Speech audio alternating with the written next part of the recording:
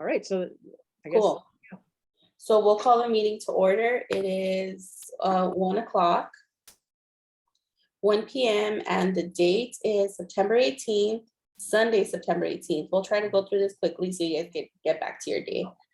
Roll call, Sara Clendening. Present. Gil Arevalo.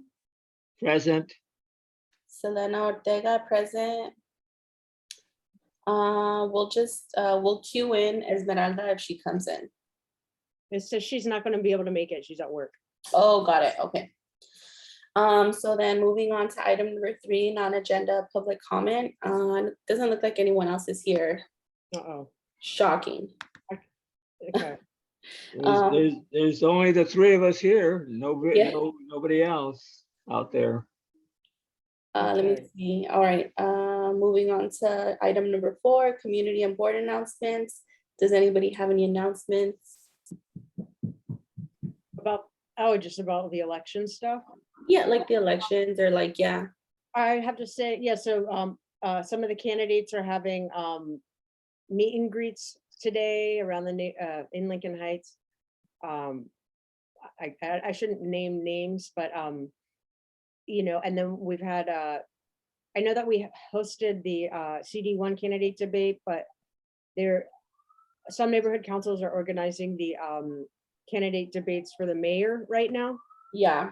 So that's my announcement. Oh, okay. Yeah, I think if anything, I just wanted to say like if we want to, like, say we're gonna have this meeting, right? And we're gonna brainstorm, kind of like we did when we were organizing the forum. Like if we need to meet week by week or like every other week until we kind of like have a solid plan, we can do that. But we'll talk a little bit more about that towards the end, like when we're scheduling our next meeting. Cool. Okay. So then, Gil, do you have anything? Did you want to say anything? Not right now. Maybe Okay. later on. Okay, so then we're gonna move on to item number 5A, the Los Angeles municipal elections timeline. So basically, everything is the same as we previously mentioned. The date hasn't changed. It's still November 8th. One thing I did want to add about this, Sarah, you might know the answer. I'm gonna be working the actual, like, these municipal elections at the senior center, like for my job. So I don't know, am I allowed to like talk about that or like organize? Wait a minute. So for your That's job, a good question. oh, they hired you. Okay, so wait, to organize for the election. Yeah. So like a poll worker. Oh, you're a poll worker. Yeah, but like, so I would be getting like compensated for it because it's like I work for the county, so it's just, so I've been meaning to email Jose regarding that because technically, I guess it's our next item, like regarding the forum, but I don't know is that something that we were gonna do, or are we just gonna like promote the actual elections? I believe that the elections committee, it's about, like, the elections committee is kind of for the neighborhood council elections, right? Like that are coming up, right? Like Jose sent you the email, right? Like 20. Yeah. So when it comes to the municipal elections, I mean, if you're just a poll worker and you're doing this, I don't think that's a conflict. But Oh. yeah, I would just check with Jose, but we're unbiased, we're not. Yeah. Mhm. Okay, so then that was 5A. Do we have anything to add to that? We just kind of covered that it's November 8th for the municipals. Hold on. November 8th. Yeah. And then also, if people want to, I'm not sure this year, or not this year, but just like the last elections where the city of LA has granted special privilege because of unrepresented populations, people are allowed to register on site when they vote. Yeah, they could do like the provisional ballot. Yeah, I think that that applies to this final election as well, I think. Yes, it did. So we are also kind of responsible for getting people registered to vote. So like 90% of Lincoln Heights is not registered to vote. So I also have the voting numbers from the last election. I mean, we actually increased pretty much. We did well. But still, we For need the primary? yeah, we need to boost up the registration down near, I mean, just in general, like Sacred Heart had one of the lowest, that precinct, Mm-hmm. out of like 350 voters, only like 20 people voted. Like I was shocked. So it's like there's something going on. Yeah, in the gridded part of Lincoln Heights, the votership was low, whereas in the more hilly areas, right, it gets more intense. But I have a box, the city gave me a crate full of registration forms Mm-hmm. in like all the different languages. So we can also Oh, have a table where people just grab a form and register, you know? yeah, I think we had talked about this for the primaries, because like we kind of wanted to like facilitate like an area, or like help people, like give them the form and collect it. But I don't think we were able to, right? We can just kind of give them the form and then tell them where they can drop it off. Yeah. For instance, like a lot of the nonprofits that get people registered to vote, that like political groups use, they Yeah, I do a remember. thing called like a white sheet or something. Mhm. They fill out this little white paper and collect the person's personal info and then sort of sell it to candidate, like then they give that information away to whatever candidates they want. It's a kind of a little buy it, like twisted, right? We of course could not do that. We don't want to do that. But to be safe, you're not supposed to, yeah, just not really be part of them filling out the form. Yeah, I think we had even gone as far as like, remember meeting up with that one person from from an organization that like specialized in getting minority folks registered to vote. Remember, he came to one of our meetings once, Yeah. and I can't remember what the conclusion was on that, but Oh, they are affiliated with certain candidates. oh yes, yes, that was it. So it would have to be like a complete like non-bias if we wanted to be like, oh, like so and so's having an event, like go and register to vote there. Yeah, and we're not allowed to like, I mean, we could set up a table outside Big Saver, like, hey, you want to register to vote? You know, but you're not allowed to like give anybody gifts for voting or registering or any of that stuff. You They would know, have they would have to submit it at the post office, right? what's that? They can submit their voter registration forms at the post office. Yeah, you just mail it. It's self-addressed, stamped envelope. So, or it's already it has a stamp. I have a box of them in Spanish, and Mhm. I think it has Chinese at the post office. There's what was I gonna say? Oh yeah, the thing about giving away gifts, which is legal, like the Dodgers, you know how they hosted the voting day? They were giving away gifts of like a collectible sticker that said I voted, and then you could take a picture with like the puppet and with Oh, like the Heisman trophy or whatever kind of trophy they had. So mhm. that was actually considered a conflict as well. So I'm not saying that we would, for instance, if we had a table on Broadway, it's just like register to vote here. It just has to have the ballots on the table. You can't have anything else. Yeah, Yeah. let's see. But So that's I the think biggest thing. Yeah, we need people registered to vote, right? like setting something up like within the next few months to help people get registered is a good idea. But also like I feel like we have a really big pull on social media, like reminding people like register to vote. Like you have to, and then maybe like the way you explained it to us, like this particular area in Lincoln Heights had a really low voter turnout, and like give percentages and stats and stuff. Like if people like saw that, and if one person tells another person, and like word of mouth, like all of this information kind of disseminates, like I feel like people would be really intrigued, and they'd be like, oh yeah, maybe it does matter that I'm not registered. You know what I mean?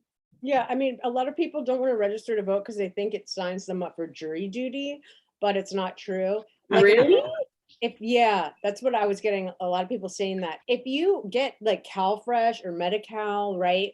Like a lot of like you're already in the database. You know what I mean? So it's like just register to vote. If you have a driver's license, you're already in the or an ID, you're already in the database of, so it doesn't matter, like registering to vote's not gonna make a difference. It's not selling you out. That's terrible. I had no idea that that's what people were like trying to evade. Yeah, totally. And like the votership, like when the map is called, the thing is called like, it's called Center for Inclusive Democracy. That's the website. And they have an interactive map that shows the results of the primaries of how many registered voters there are in each precinct, and then how many actually voted. And then it has deeper stuff too, but not really who they voted for, but it's really alarming. Like Boyle Heights votership super low, like, yeah, like Ramona Gardens had very, very low turnout, and so did like Wyvernwood and, Yeah. Courts, and then William Mead was pretty good. But so whoever's registered at this point, they're already registered. So there's just big populations that it's like Ramona Gardens, it's like, 1,000 something people, and like seriously, like only maybe 100 people voted. Oh wow. Yeah. And but mainly it's like the flats of Lincoln Heights and then down around USC, like especially down on Workman near USC. Where there's the apartments, the part that's kind of cut off by the railroad. Yeah, and like Charlotte Street, all the way down to Marengo, the votership was so freaking low. It was alarming. So it's our duty to make sure everybody's, we need everybody's voice to count. Not just, you see the areas that do vote, and they're the ones that get the most services, like Mount Washington, all the homeowners association areas, like Toledo Heights, and then Eagle Rock. Rose Hills had some, and then Hillside Village is pretty good. But it shouldn't be that wealthier areas vote, and poor ones don't. It should be, we need the people who aren't being heard to vote, I was like thinking, because I was thinking about like how we would have to do like age group specific outreach, I feel like, for every like demographic of age, so like 18 to 25, 25 to 35. Something like that, you know what I mean? And I was thinking of like the Spanish speaking or like the only Chinese speaking residents who like maybe don't have access to like information via social media, like what if we, like, like you said, we can set up a table across the street from, I don't know if you said across the street from the post office or outside the post office. What if we did it like outside or across the street of a church on church day? See, the churches historically have like to vote you have to be a resident, right? It's different than the stakeholder status of the neighborhood council, right? But the churches often have I've been told have, how politicians lobby churches for votes and stuff. Like they often vote the way that I'm not saying people are stupid, but there's certain leanings and allegiances towards certain politicians. Like I heard that, like if you just go to all the churches and give them a bunch of ballots, right? It gets kind of sketchy. People have seen this just, I don't know. It's maybe like with church and state and all that, it's like maybe best to keep out of the religious sector. But yeah. Okay. But we have a big youth group coming up. Lincoln Heights is about to be like, we're already majority young people, but a bunch of, in the next 3 years, or maybe by the 2024 elections, we're going to have a huge group of people eligible to vote, the high school kids. Now we could do a table at the high school now. I just don't know how many 18-year-olds or kids will be 18 by the election, but surprisingly, because of like the deadline for people to be a certain age to be in a certain grade, the way that the school has that set up, there's actually a lot of 18-year-olds. And this isn't something that I knew until recently. I had to enroll my daughter in like school, and it makes sense as to why people turn 18 when they're in high school. Some people might even turn 19. Yeah, I was 18. Like there are a lot of September births because they're New Year's babies, I'm one of them. Oh, so, yeah, are you a Libra? Oh, I'm a Virgo. So like but you know, I would always turn 18 like right when school started. Like in 12th Mm. grade, or in 12th grade, I turned 18. So yeah, no, there were a ton of 18-year-olds. Yeah, So I mean, it's that those kids and Lincoln, I don't, you know, it's like these high schools should not make it mandatory for kids to register, but it's just kind of like with the history of our neighborhood, it's kind of shocking that these kids aren't really getting involved in the process, right? yeah, The walkouts and stuff like that. Like, dude, voting is cool. It's not square. It's not, you know, nerdy. yeah, You should want to register, but so I don't see a problem with us maybe. So the LA City, what is it called? The elections clerk, right? They yeah, have certain programs where they can do it, or they'll give us ballots or whatever, or materials, but we just table at the high school. yeah. And I think that's gonna be our best bet, like tabling at the high school, and then also like tabling at like high school events or like any other community event where we could kind of get our foot in, or have like space in. Oh, I think Gilbert has his hand up. yeah, I don't know how to, it says mute. Or Gil, can you talk? Yes, Okay, cool. Yeah, do you want to? well, like you're saying, Lincoln Heights historically has very, very low voting preference. But I know that this organization across the street, that Velasquez, they appeared at one of our meetings one time and were talking about wanted to conduct a voter registration, and I think the council kind of shined them off, but I had approached them like about 3 years ago and to get a voter registration drive, and I was coordinating it with CD1, but Oh, they yeah. got in some financial trouble. They got a little mixed up, but they got us squared away now. But we only have, what are we looking for to register for the November? Is that what, for the general election? Is that what we're Yeah. talking about? Yeah. Yes. So I don't remember Velasquez, but we had another group, Salvas Voter, but you know, and they were doing it in Lincoln Heights, but then, you know, some of these orgs are sort of, you know, they're not supposed to be partisan. I mean, but then when you do the research, you realize that they endorse certain candidates and stuff. So I'm not sure about Velasquez. I mean, I don't remember being contacted by them, but I'll look into them too. Yeah, maybe we can do that, right? Like we can start looking up organizations that don't have any political affiliations. Exactly. And don't give away voter registration information to candidates. Oh, Right, that's sketch. right.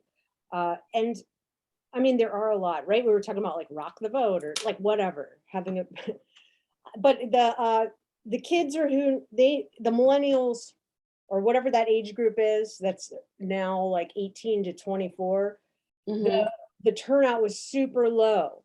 It's mainly like 30 to 50-year-olds voting. So I don't know if they're, you know, you would think with all the uprising the past couple of years, the kids will be more inclined to vote, but they're not even registered. Yeah. Only 3% even of the registered voters in Lincoln Heights vote, like 3%. It's appalling. Yeah, I encourage you guys to go to that. It's called Center for Inclusive Democracy, the website, and they have an interactive map. So you can see the precincts of Lincoln Heights, and they change every election pretty much. But it just cuts our neighborhood into little chunks, you know, and you can click on each one and see what the turnout was. And okay, so, but it's like the turnout of registered voters. So you click on, say it's like, you know, whatever, from Sacred Heart up to, you know, just a couple blocks within there. It'll say 350 registered voters, 20 voted. But really within that block, there's not 300 people. There's like 1,000 people or more, you know, there's a ton. So Yeah. when you look at Well, you know, you can't, you Lincoln Heights, you can't reach them by social media or anything else like that. Selena, you saw how the when the school went to remote and everything else like that. How many people the children in Lincoln Heights? I think it was 11%. 11% of the kids in Lincoln Heights when they had the remote learning in the LA school district. Only 11% of the kids in Lincoln Heights participated in that. What? In the remote learning? Yes, Oh my gosh. 11%. Wow. Well, And you see elementary schools all over Lincoln Heights. What have we got, 6 or 7 or something like that? It's unbelievable. But yeah, the only way to get the word out in Lincoln Heights is knocking on doors, door to door. yeah, and we have our the median household size is like 4.2. That's right. 5 people, and they're multi-generational households usually, or Mhm. not all the time, No, but no, they have the income, the household income is like 40,000 in Lincoln Heights. And like you're saying, the average household people is like 4, which means that there's there's children, but most likely there are 2 families there and both are working, trying to make the rent and everything else. yeah, and our immediate income is way lower than that. It's pumped up because of the well, first of all, everybody defines the boundaries of Lincoln Heights differently, whether it's based off census tract or whatever. But they say that well, that's based off of the census results, right? And only 40% of Lincoln Heights did the census. So it's they say that our income, median income is on par with Chinatown at like 24 or 25,000. But what I was saying about these households is they often have like a youth in them, like a millennial or like Mhm. somebody who's on social media, like just like Diana, our youth rep, right? Like she was the one, she would like inform her parents of what's going on in the neighborhood. Um, I just really feel like when you look at the voter turnout in the whole city and all that, it's a lot of like 50, 60-year-olds, right? And so it's just concerning with the youth. I want them, I mean, it should be our goal as the council to get, we need our community represented, right? We need them registered to vote. It's ridiculous, really. Ridiculous that like the city has been trying, like, whatever. They introduced the CD1, right, in 1988 or whatever. It didn't increase voter turnout. It's like, whatever. It's ridiculous that people, it's not that it's the people's fault thinking registering to vote is like sketchy. It's just like the city hasn't demystified it for people. Like they should be straight up, or the state should say like registering to vote will not make you signed up for jury duty, or they should write like a thing so people aren't so freaked out to register. A safe message. Yeah, I guess like one thing I like, probably like the younger generation, some of them don't have that example, of like family who like make it a priority, or like, there's people who are just like, they're so busy and they're worried about other things that this is probably the last thing on their mind. I mean, yeah, it's like I don't want to get all like weird, but it's like the right to vote is so important. Like it's democracy, people died for it, all that stuff. And it's like, it's amazing that our country doesn't just automatically register everybody to vote, right? And they can vote if they want to or not. You have to actually consciously register. I'm not sure historically, Gil, do you know with like the drafts and military stuff, does registering to vote have anything to do with that? No.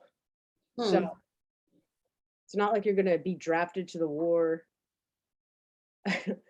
You're already in the files. Like if you do your taxes, you already like. Yeah, I know that like if they receive some type of financial aid, like in college, they're automatically signed up that way. Yeah, so it's like, yeah, registering to vote won't have any effect on what you're already, the state of your life as it is. I think Gil has his hand up. Yeah, go.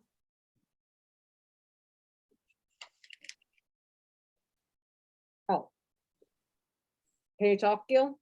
Well, I'm trying to, you kind of went out of sound for some reason for a little while. I don't know why. Oh, no. Um, But you had mentioned something that if the military people must register. I don't. like, would kids be afraid to register? Say you're a young man and you're graduating high school or whatever. Would young men be, or women or whatever kids be apprehensive to register? Because I don't even think you have to register for the draft now. okay. It's going. Oh, all right. You know what I just realized? That at Lincoln, I know, when I was a high schooler at Lincoln, they there was always like military, like Marine and like Army recruiters Mhm, standing outside of the career office. mhm. And like I remember one of my like AP political science classes, like we kind of protested, like, why are these like why is there more opportunity to sign up for the military than to sign up for like higher education type thing? Yeah. And like, come to think of it, like, would we be able to do that during school hours? Yeah, no, the whole thing with the city election or the county clerk, that's what it's called. County elections clerk is, you don't even need permission or anything. I mean, we could set up a table with the registration forms at the high school and be there or not or whatever. I was at the career day, Gil stopped by too. The military presence was super big, the Marines and all that. Oh, yeah. I was kind of shocked. I was like, with the history of the school. But there's no problem with, maybe we could talk to, I think they have a professor, teacher who teaches like politics or whatever. Mhm. I forget what that class is called, civics maybe. Maybe the kids could host their own, like just have a table near the cafeteria where you could register to vote or something. Oh, yeah, or like the government. Yeah, like give the kids the duty to not duty, but yeah, for their own organizing, right? Yes, to the student government. Sure. Mhm. They can make an announcement. Well, you're gonna have a voter registration at the high school, but you got to remember you have to be 18 to vote. So Yeah, no, but the part of the program is that they get pre-registered. So when they turn 18, they're automatically ready to vote. Yeah, it's called like pre-registration. So there should be a good amount of 18-year-olds eligible in this election. Or just like hyping it up. I think hyping it up until like maybe they're of age, and by the time they do become 18, they're going to be excited, like it's something that they've been looking forward to. Yeah. We have someone on the attendee side. Should we, I don't know if like that's like Ezmeralda, or like, should we go Sure. ahead? Sorry, let's see, attendee, well, they don't have to speak if they don't want, but allowed to talk. Hi, attendee, you're our attendee today. Well, I just wanted to say hi. If you want to talk, you can. All right. Okay, let me see. So then, yeah, so we're gonna focus for the Los Angeles municipal elections. We are going to focus on registering, getting folks registered to vote, possible events where we can coordinate that or make that happen. And then also working on having the youth be like hands-on people with getting like their colleagues to register. So those are like the 3 bullet points. Do we want to add anything else? No. Okay. Oh, yeah, and then also getting a voter registration organization, looking for a voter registration organization that's not affiliated with any political leaders. Yeah. So that's 4 bullet points. Well, have you talked to CD1 or CD14 about having a voter registration drive? Well, that's, They would be biased, I think. yeah, we can't do it through any of our. Yeah, we only have 2 months to do, it takes a while for those things to get organized, unfortunately. Like, say for example, like Rock the Vote, for example. I know we had brought that up last time, like May, April, around that time. And I don't know if we were able to get a hold of them, but as long as it's a non-biased organization, we'd just be like, hey, can you guys do something here? We wouldn't, I don't know if we would be doing it with them. We would just like ask them, like, can you guys, right, Sarah? Yeah, I mean, if we went to like the mayor and we said, hey, we want to get people registered to vote, or, you know, whatever, they would send us to the city clerk, and the city clerk would say, oh, well, the county registrar runs the elections. And the county registrar would say to us, okay, here's the ballots.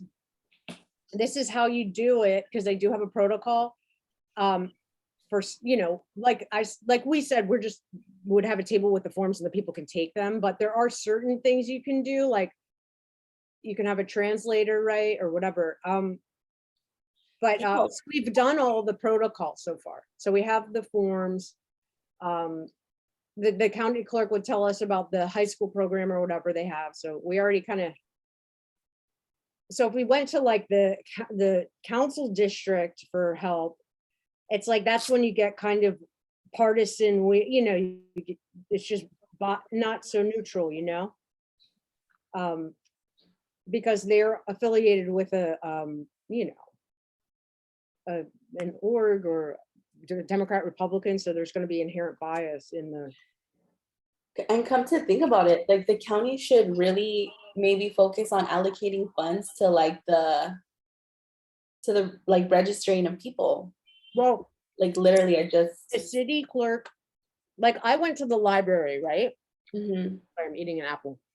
I went to the library this summer before the elections, and then I said, oh, where's those registration forms? And I went to the box and I picked up the form, and it was from like 2018, and it was ancient, and they only had English. And then I was like, what the hell? So I called the number on the back to the city clerk, and the guy said, oh man, those are really old. Yeah, you can't even. So then I said, yeah, you know, and they're just English. And I said, you know what? Can I get a box for each language, you know? And they were more than happy. What does that tell you? What does that tell you? They were there in the library. We don't know when they were put there, but they were put there obviously a long time ago. Consequently, you can infer that people that go in the library over the years are not interested in voting. Those forms had been there a long time. Yeah, so then the city was like eager to give me a ton of forms, just because it's like the city clerk gets money to run elections, right? So then I'm kind of doing their job. So they gave me the boxes of forms. So I went around the neighborhood and I put new boxes at the library, and I put them at the post office, right, in different languages. So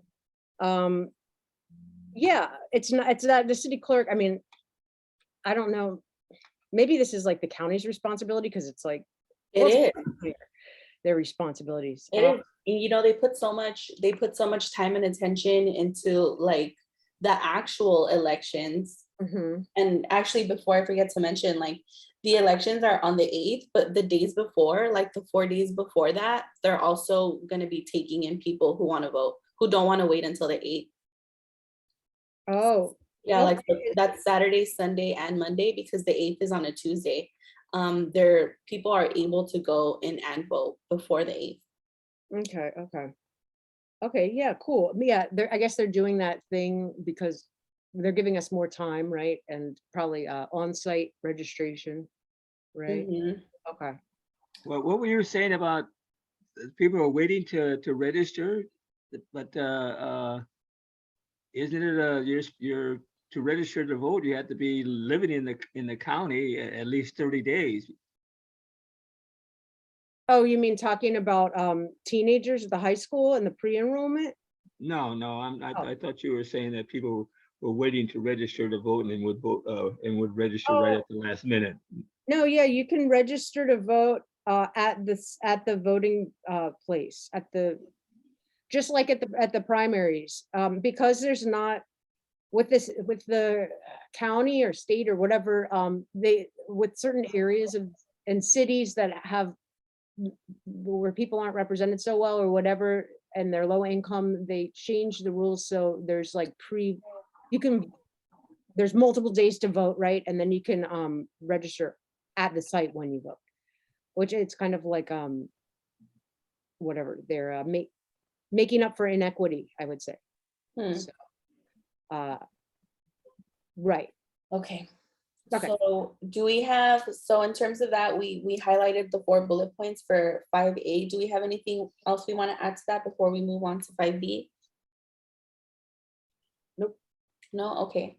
So moving on to 5B, discussion on outreach strategies, potential candidate forum. I really want to talk about this Okay. because I feel like we gave so much time and attention to the forum that we organized in May.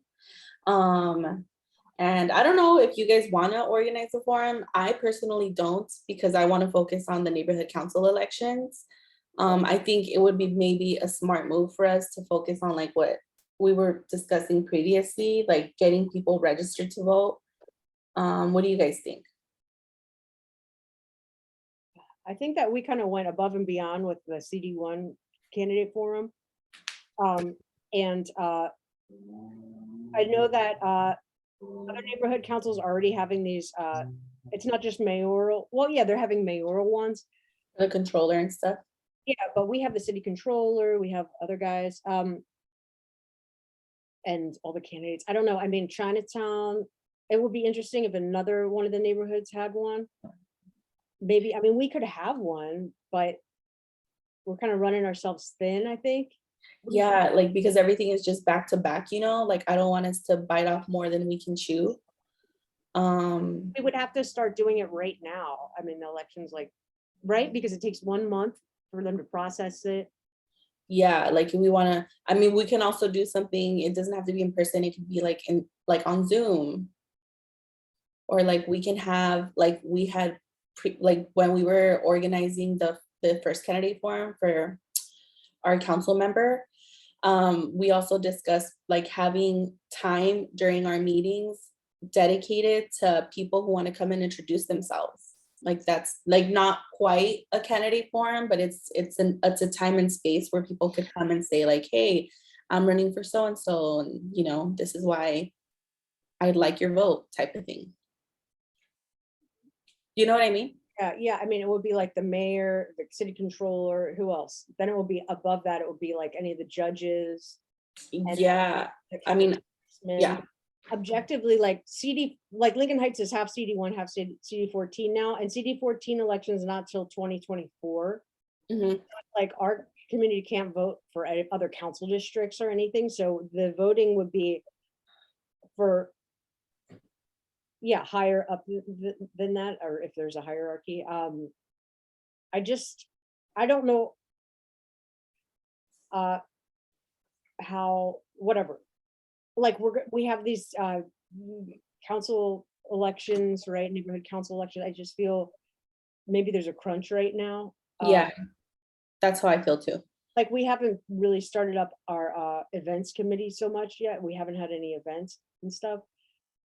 Yes. And the CD1 thing that we had was pretty ambitious, and I don't know. What do you think, Gil? Oh, I think Gil has his hand up. Yeah. You're talking about inviting candidates to the council meeting. If you do something like that, I think you have to make sure that all the candidates have been notified and everything else like that, and a representative or something that announced that it was invited and that they heard back from such and such and such and such and such, because I don't think you can just have a candidate come up and he's going to be they're going to be touting themselves and everything else like that. And if you don't cover yourself, you can be held as, you know, being biased and everything. Or yeah, I think one of the issues with that too was like if candidates just dropped in without kind of like without informing us in advance, and like they have a moment to speak, our responsibility would be to let all of the other candidates that person is running against know, like, hey, so and so came to our meeting, like we have to let you know that that's what happened. But yeah, but I mean, like in what you're saying, if we invite everybody has to be invited at the same time, but there's no saying that everybody can make it, and that's not our problem per se. You know, our responsibility is just to let them know at the same time.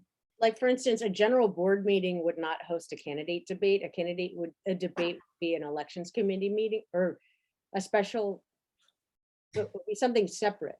I think general board meetings, like when we have candidates come on and speak, anybody can come in and speak, but just under public comment or whatever.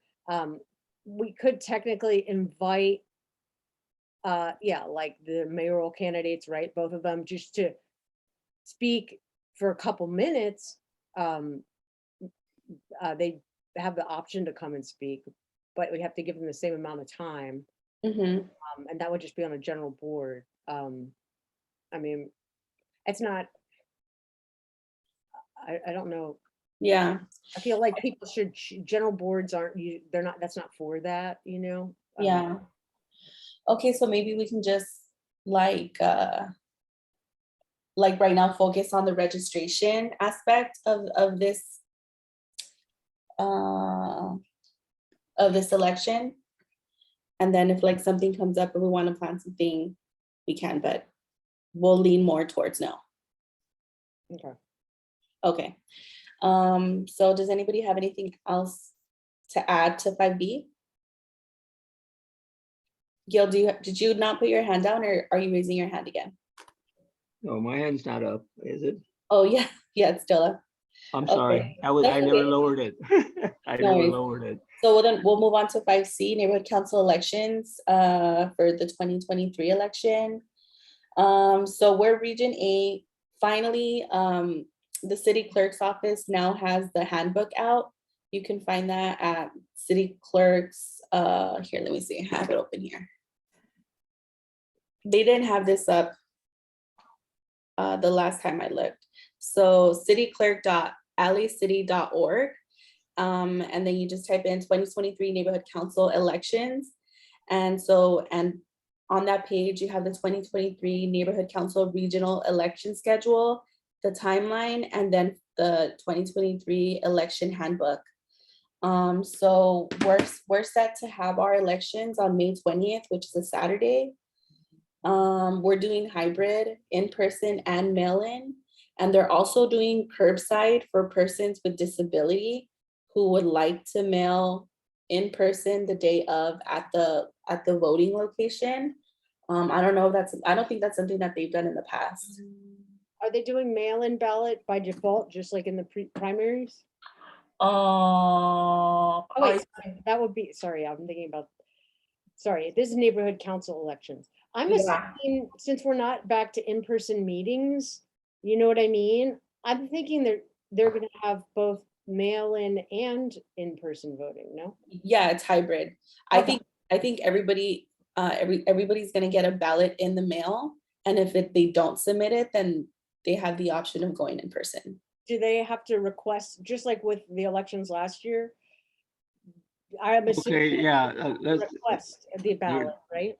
Yes. Okay. Let me look on here. there is one thing that in regards to the council elections, and this is, we want to make sure, as you know, that Lincoln Heights didn't have a big turnout, but they had a big they didn't have big turnouts in a lot of the councils. If you I looked at every single one of them.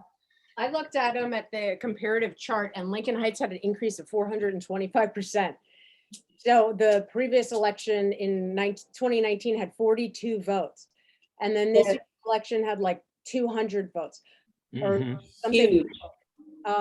or more, sorry, way more. Okay, So, well,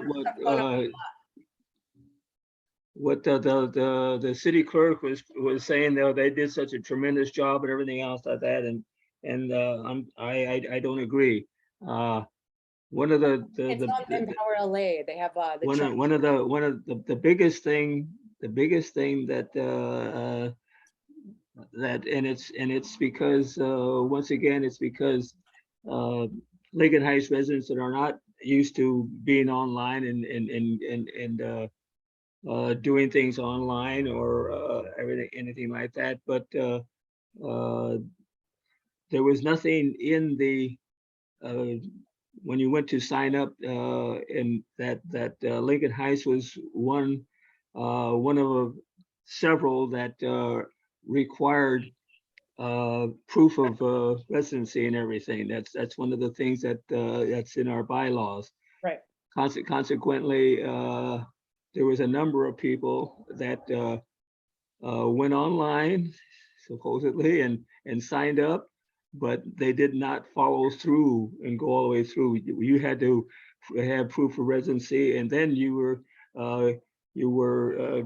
designated as a certified voter, and you got a ballot. I talked to a tremendous number of people after the election who said that they registered, but they never received the ballot. And I said, you didn't receive a ballot because you didn't complete the whole thing and make yourself be a proof of your residency. That's why you didn't get a ballot. Well, there's the stakeholder terms in the ordinance, or the, what is it, the city, not the city charter, I forget.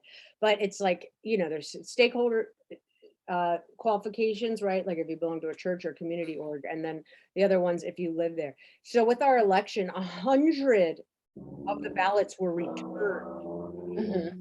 I mean, not returned, sorry, were not returned. So the city clerk had sent the ballot for people to vote, and they never returned it, which was a lot. And yeah, that's pretty weird. But I think it also has to do with the city clerk was overloaded last year. So some people received their ballot after the election was over.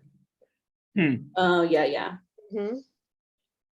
And the city elections for the neighborhood councils aren't beholden to like federal election laws, for instance, the requirement to show the ID and stuff.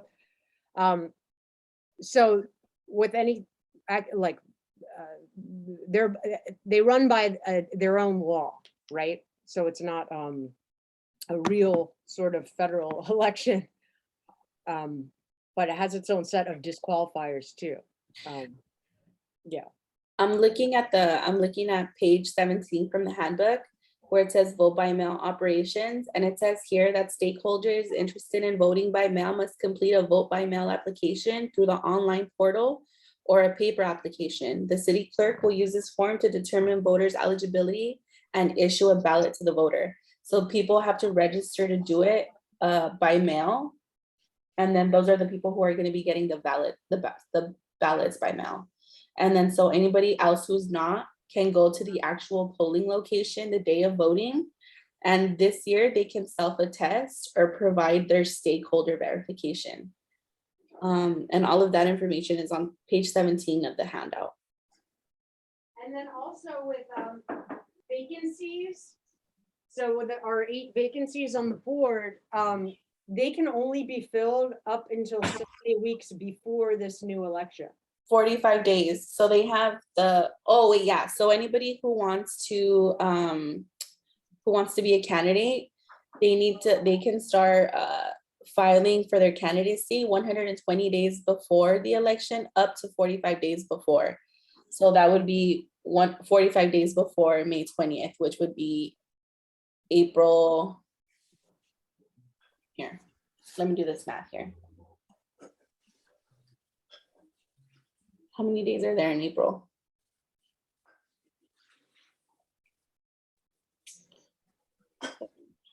So the 21st, so April 21st, around that week. So they have up until the third week of April to file for candidacy. And all of that information is on the city clerk's office website. Are you gonna, Selena, are you gonna give us all of us, all 2 of us, copies of all that so we can peruse it and go through it and everything? Yeah, I can email it to you guys. It's 64 pages, so, but it's actually very detailed, which I appreciate. Oh, it's a PDF file you got? I think it is it? Yeah, well, you can just email it to me or. It is, yeah, sure, I'll email it to you guys. So May 20th, it's hybrid. They're doing the curbside for the persons with disabilities.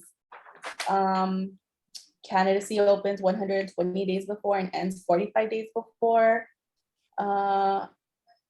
Anybody who's interested in the candidate information can find that information on pages 7 through 12 of the elections handout that the clerk's office published.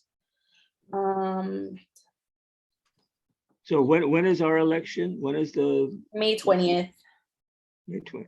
You Yeah, know, we're designated as a hybrid, right? You can be in person or online or mail.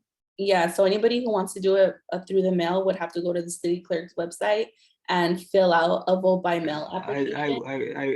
I would, you know, the way COVID is, we're kind of settling into it being like the flu, something that's going to be around all the time. And You know what I'm wondering, like, I would love to have them just go back to the regular voting. Everybody go in and, you know, vote. like there was, I And see what you mean. this the hybrid thing still is going to be a problem for a lot of people. I feel like, you know, a lot of people, actually everybody had to vote by mail for the 2020 elections, right, Sarah? Yeah. 2020, yeah, it was all vote by mail. And so I wonder if the people who submitted those applications, would they have to resubmit? Yeah, so one of the things is that whenever people register to vote for the neighborhood council elections, they get entered into a database with Empower LA. See, they don't really tell you this. So they control a master list of all people who have voted in previous elections. Now, Empower LA got in trouble because with like Skid Row Neighborhood Council, when they were trying to form, and with DLank, they gave I think DLank this pre-approved voter registration list to contact these people and then come to these like booths to vote. So I believe Empower LA withholds the power, or they reserve the right to distribute this so-called list to whoever they want to. I don't want to have any part of like any list, you know, I just want to see. I don't know if, right, like Selena, you voted in previous NC elections, correct? And Yeah. so with this vote by mail thing, did you have to request one then? Yeah. Okay, so yeah, I think it's just default. You have to request one. Yeah, and I think that year, like, we made it a point, like, you guys are not going to get your ballot by mail if you don't register. And it was a big deal. Like, everybody was, at least everybody in my house, we were like so nervous waiting for our ballots. Like, is it going to come? Is it going to come? And yeah. And then, Hilarious. You get this like real ballot, you know? yeah, But it was like a golden ticket.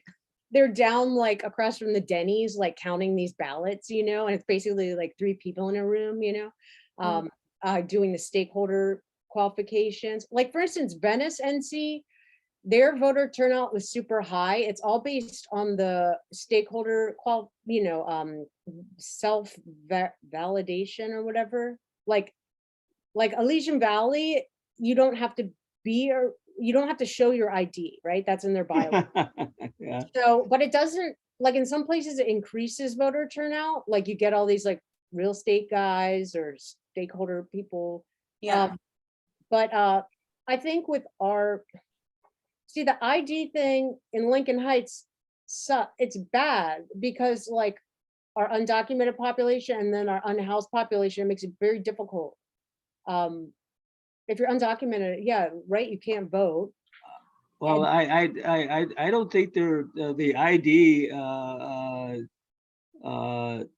is to identify, well, so-called identify. I think that they we have just like when you make an application to be on the board, you have to show something like a proof of residence, like a rent receipt or a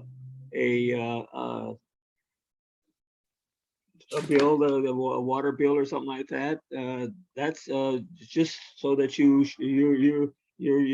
I don't think it has so much to do with identity so much as it has to prove that you are a bona fide stakeholder, either be as a resident or own a business or have have contact in various things like a church or school, but that you are a stakeholder, but I don't think it's so much for identity. I think that one of the candidates in the past election, she was accepted as a candidate, okay? And then when she went to get her vote by mail thing, she was denied the ballot. And then she had to inquire, and basically the ID she provided had her current address, which was Lincoln Heights, but she also had another address in Lincoln Heights that was like her mom's address in Lincoln Heights, and they just automatically disqualified her because she had 2 addresses in Lincoln Heights. So it's like ridiculous. Because first of all, the proof that you exist in an area should not be contingent on if you have a box over your, if you live in a house. Like, so there is, like, if you're unhoused, you just have to state like which corner you're located or something, or what the streets are. But still, they don't make it very easy. They're probably going to switch it up this year and make it a little bit easier for our people who don't have an actual physical address. Yeah, it's about equity, and we already have like a pretty strict stakeholder proof type of thing, and when they make it even harder, it's becomes difficult. Yeah, so like right here, so for the neighborhood council elections documentation guide, it says basically you need a document showing that you're of age, a photo identification, so you can do like a license, a rental agreement, a mortgage statement, a utility bill, homeowners. Gym ID, yeah, any sort of photo ID. Yeah, like anything that has a picture and your name, a passport, consular documents, passport, or birth certificate. So I mean, it's pretty broad. It's also like renter's insurance documentation and like a bill. Yeah. So yeah, and then the voting age is in our bylaws, and I get so confused if it's 14 or 16. I want to say it's 14. 16 because they changed it. Okay. And that was what there was a lot of hubbub about. But yeah, okay, so it's 16. I'm gonna repeat it 10 times so I don't forget. I mean, I know that they changed the age of the high school student seat or something. God, now I have to check again, because our bylaws, like, we never changed them to reflect those of that. I think the person has to be 16. Okay. But the voting age I think is 14, because I don't think we've ever had anyone under 16 for the youth position. Yeah. I think the voting, I mean, yeah, our bylaws say a certain voting age. I believe at one time it was 13, but they changed. Yeah, there was some that other councils even had some things like that, 13. And they were setting up the voting booths at the high school, I remember. Which was kind of ended up being a conflict. Okay, so then that's that information. I'm glad that we were able to discuss it this time. Had we had this meeting like a few weeks ago, this handbook wasn't out until like the first week of September. So yeah, I don't know why they would take so long to publish that. You would think that they would have done it like in June. But yeah, does anybody have any questions on 5C? The timeline? Okay. No. We apply for one seat. You can't do multiple seats if you run. For what? Oh, for a seat on the neighborhood council, you can't apply for 2 seats. I just wanted to say. Oh, no, I think it's only one. And then there's like a detailed list of like the candidate requirements and like procedures on that on pages 7 through 12. Okay. Of the handbook. There's like 64 pages, but those are the pages for the candidate information. Oh, and we can invite, so at our general board, we can make an announcement, but also have a presentation by the city clerk about the elections, and they can do like a sort of PowerPoint. Oh yeah, that would be good. Yeah. Should I reach out to Jose about that? Yeah, we could reach out to Holly Wolcott, or I think so. Our election area is area 8. I believe it's the same this year. So we have had Lene was the person, Lene Basulto. But Mhm. that would be our person that we sort of hit up, I guess. So I can find out we can find out who that person is, and then, Oh, yeah. Okay, so we'll keep in touch via email regarding that so that we can invite them. okay. Okay, so then if nobody else has any more questions, we'll move on to 5D, outreach strategies. When I talked to Jose about this, or when he had that PowerPoint presentation regarding the elections, like debriefing me, he basically went over all of the stats that Sarah mentioned previously. But he gave a different website. He said Eric Garcetti has like a website. And where's I forget what it's called. Oh no, I don't know why I put the paper. It's basically called, it gives you the breakdown of the demographics by neighborhood. You just have to punch in like your neighborhood's name. It's called like Know Your Demographics, Eric Garcetti. That's what you have to Google and the website comes up. Or Know Your Demographics by neighborhood, something like that. And when we were like talking about outreach strategies, he was like, some neighborhood councils do pens and t-shirts and like bus benches. I feel like the most effective, when we have had the best results in terms of voter turnout, it's been through flyers and social media, like pushing the information that way. Yeah, flyers stapled on the poles. Yeah, like places where like they're just like, you can't ignore them. And if you see them at least 5 times, like you basically memorize the flyer, you know? All the swag stuff, it's just a waste of money. It's like, and bus bench ads. I mean, there was a program with Department of Printing Services or something. Now it's not free. And banners are not free and all that stuff. There's a lot of visual clutter, you know, the way that the thing that people respond most to is a piece of paper stapled on a telephone pole. Yeah, I feel like the pens and all of that, like it's like, I guess it's a nice thought, but like think about like the environmental impact, like all of that material, you know what I mean? People end up just throwing these plastic things away, you know? So yeah, that's something that when he mentioned it, I was like, maybe pens, maybe, and like not like a whole, and I don't even know if like they would be specifically, or they should be specifically geared towards the elections, maybe just with neighborhood council information. That way, when the elections are over, people just don't feel like, oh, I don't need this pen anymore. You know what I mean? But then I don't think that would be like an elections committee thing. I think that would just be like a general board thing. Oh, also, I want to say, so the senior center, you know, the park behind it, Lincoln Heights Rec, it's been under construction for a very long time now. And they're sort of gating it all off and paving it and astroturfing it or whatever.